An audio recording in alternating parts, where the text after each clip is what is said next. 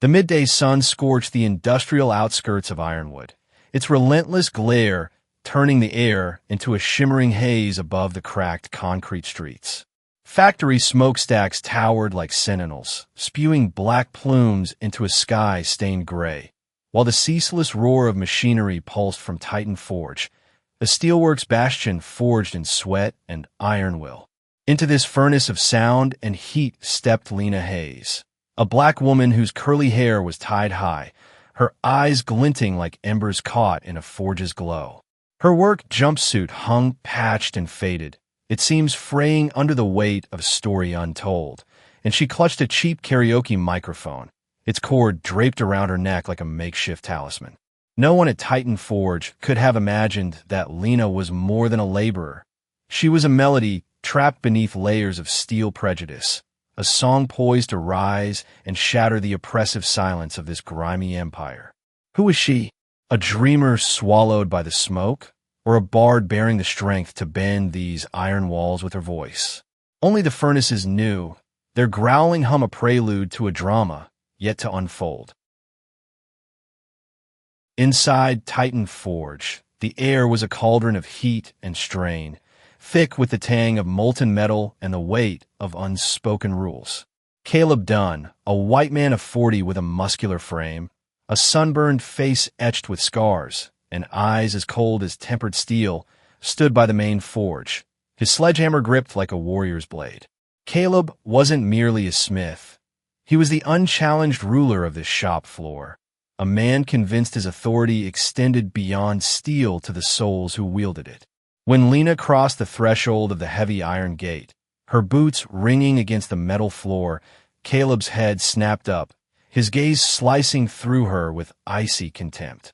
He didn't see a woman with purpose, only a black shadow in a tattered jumpsuit, a blemish on the brutal harmony of his domain.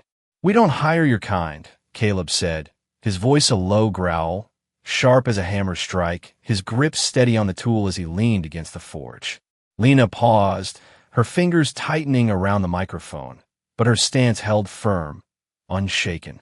"I just need a day's trial," she replied, her tone clear and unwavering, a single note piercing the industrial clamor. She set the microphone on the gritty floor, reaching into her pocket to pull out a crumpled work permit, letting a few coins clatter to the ground in a deliberate stumble that masked her intent. "I've got papers." Caleb's smirk twisted into a harsh laugh, reverberating like metal struck off key. "That won't scrub the soot off my boots, let alone get you work. Scram before I throw you out." Lena bent to gather the coins, her movements slow and measured, a quiet refrain in a song yet unsung.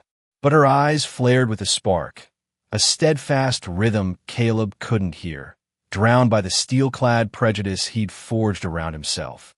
He saw her, not as a worker with grit, but as a jarring note, a black discord in the symphony of his forge. He didn't sense the furnaces shifting their cadence, their rumble hinting at a storm brewing beneath the surface, a storm that would soon rend his certainties apart. The sun blazed higher, the heat swelling into a suffocating blanket, and Lena's voice lifted, threaded with a desperation so finely crafted it could have melted iron. "Please, I need this job. I'm strong, I know the work. Just one day, I'm begging you."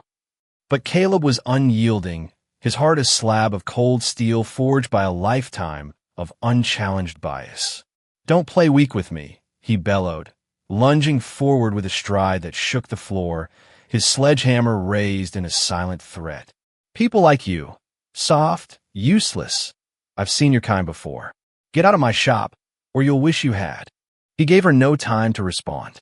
With a surge of force, he shoved Lena toward the gate, his hands rough and unrelenting. She stumbled, crashing onto the searing concrete, the microphone skittering away, its cord tangling around her legs like a snare. Her pocket tore open, spilling fragments of her life into the dust. A faded photo of a black woman beside a forge, hammer raised, a steelworker's badge stamped Titan Forge 1985, a scrap of paper with song lyrics scrawled in shaky ink, and a small, dented harmonica, its metal glinting faintly in the harsh light. Jamal, a young black worker mopping sweat near the presses, dropped his rag and bolted toward her, but Caleb's roar halted him mid-step. "Jamal, leave her there. She's not your concern." Jamal froze, his eyes locking with Lena's in a fleeting bond of shared anguish. "I'm sorry," he breathed.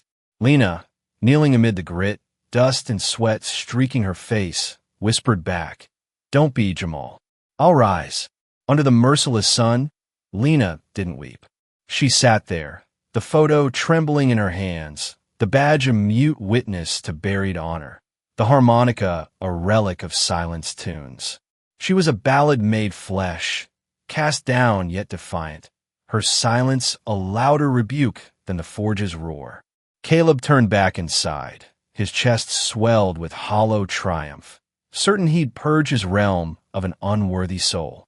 He didn't hear the song of fate swelling beneath the steel, a melody poised to crack his arrogance like brittle iron under a hammer's blow.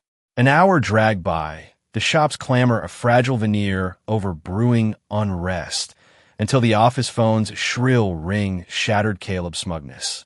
He picked up, his voice thick with bravado. "This is Victor Grayson." The voice on the line thundered, deep and cutting like molten steel poured into a mold. "Owner of Titan Forge. I hear you rejected a potential worker." Caleb grinned, unbowed. "Yeah, some ragged woman, too frail for the job. I kept the shop's standards." But Victor's reply was a frigid blast, chilling the line. "That woman is Lena Hayes, daughter of the inventor of our Titan forging process and our lead tech innovator. She came to test your crew's spirit. You've just made a grave error, Dunn." The phone slipped from Caleb's grasp, crashing to the floor with a sound like splintering metal. His face drained of color, his knees buckling as the truth slammed into him like a misfired press. The gate groaned open again, and Lena strode in, not as the broken figure he'd expelled, but as a force of brilliance clad in her dusty jumpsuit. She stood tall, a pillar of tempered steel, her eyes blazing with unspoken authority. Jamal trailed behind, his gaze alight with quiet pride as he watched the tyrant's reign unravel. Lena faced Caleb, her voice ringing like a victorious chorus. "You judged me by this suit and my skin," she said, each word a hammer strike against his pride. "But you didn't see me. I'm not here to break you. I'm here to show you what you've overlooked." Caleb fumbled for words, his apologies a jumble of fear, but she raised a hand, her eyes piercing through decades past. She spoke of her mother, Marla Hayes, a blacksmith at Titan Forge 30 years ago, fired for inventing the forging process that propelled the company to greatness. "They branded her a thief," Lena said, her voice trembling yet resolute, "beat her bloody, threw her out, and claimed her work because she was black. She died with that song in her throat, but I came back, not to burn this place down, but to make it sing again so no one suffers like she did." Caleb's head dropped, his pride crumbling into the ash at his feet. But the tale deepened. Jamal stepped forward, his voice quaking with courage unearthed from years of silence. "I knew your mom," he said, tears welling as he met Lena's gaze. "She taught me to swing a hammer when I was a kid sweeping floors here, even after they banned her. She sang to me, said it'd keep me strong." Lena's breath caught, then softened into a smile, a flame flickering through her storm. She clasped Jamal's hand, her grip a lifeline. "Then she's still here," she said. The shop stilled, the machinery's roar fading to a murmur. Caleb felt the ground shift, not from dread of punishment, but from the vastness of his own blindness. Lena turned to him, her tone gentling yet firm. "I'm giving you a chance, Caleb. Not because you've earned it, but because even steel can bend." Weeks rolled on, and a crisis struck. One sweltering afternoon, a massive steel beam jammed the forge's main press, its groans threatening to halt production and cost dozens of jobs. Caleb shouted orders, his voice lost in the grinding chaos, sweat beading on his brow as panic took hold. Lena, now the shop's tech advisor, stepped forward, seizing her battered microphone. She sang her mother's forging song, her voice bold and clear, cutting through the din like a blade through slag. The melody steadied Caleb and Jamal's hammer strikes, syncing their rhythm to free the beam. Sparks flew, the press roared back to life, and Caleb, breathless, felt the song's power outstrip the steel he'd once worshipped. But fate wasn't done. Days later, a fire broke out in the forge's fuel line, flames licking the walls as workers scrambled. Caleb froze, memories of past failures choking him, until Lena's voice rose again, this time through the harmonica she'd reclaimed from her spilled belongings. The piercing notes rallied the crew, guiding them to douse the blaze with precision born of her mother's lessons. As smoke cleared, Caleb saw Jamal pull a singed photo from the wreckage. Marla's, safe from the fire. "She's still watching," Jamal said, handing it to Lena. She nodded, tears streaking her soot-streaked face. Titan Forge transformed. Its iron walls, once a citadel of scorn, became a hub for free training, where Caleb stood one dusk, addressing a crowd of workers and locals, Lena among them, her microphone a badge of honor. "I thought I knew who belonged," he said, his voice raw with hard-earned humility, "but I was wrong.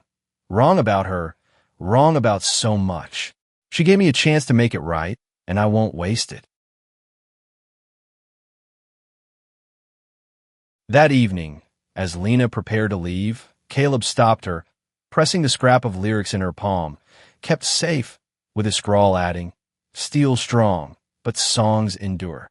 "I learned from you," he said, his voice rough with gratitude. She took it, nodding, a silent vow sealed. Later, under a sky streaked with cooling dusk, Jamal handed her the harmonica, polished anew. For the next song, he grinned. Lena smiled, tucking it close. But the story lingered. Months later, a delivery arrived, an old forge hammer, engraved with Marla Hayes' Titan Innovator, sent by Victor Grayson with a note. "She built this place. Now you do." Caleb hung it above the gate, beside Marla's photo and Lena's lyrics, a trinity of legacy. Titan Forge was no longer just a steelworks. It was a crucible of souls, where the song beneath the steel sword, where compassion forged a new alloy with justice, and where, under the vast night, a melody of hope rang eternal.